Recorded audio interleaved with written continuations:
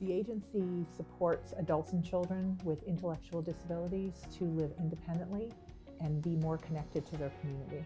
We're partners with Mid-State ARC, and we help run the Technology Center. And we're also on call for modification of some of the devices as necessary to better adapt them to Pam's clients. So the Assistive Technology Center was started in 2017. It was developed in order to address a need that we identified as we were starting to place people in independent placements. We do independent assessments on people to find out the levels of independence they already have, and we start to assess safety concerns and needs. And we assess also their ability to possibly gain more independence. And we start that training while they're in the group homes and in more segregated settings, and then we gradually move them into their own settings. Yo vivo solita. Sí, me gusta. Yeah, I think assistive technology works for anybody in the world who has a barrier issue. So whether it's a person with intellectual disabilities who has cognitive delays and needs more reminders than other people, or it's maybe a veteran who's come home from war and has a physical disability now, or could have a traumatic brain injury that requires some more cognitive dysfunction and they're going to need more reminders.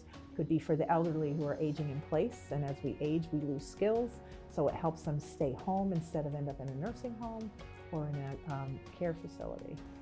Usually they love it. They're usually pretty amazed that the technology can do what it's designed to do. Yole me llama para la pastilla, porque eso suena. Tengo que coger la pastilla. Right now in Connecticut, taxpayers pay about $1 billion for 16,000 people with intellectual disabilities. It's an unsustainable system. So what this does, the center, and why we started it, was to do more of a cooperative center where we can learn together. So the center is technically for the agencies to belong to.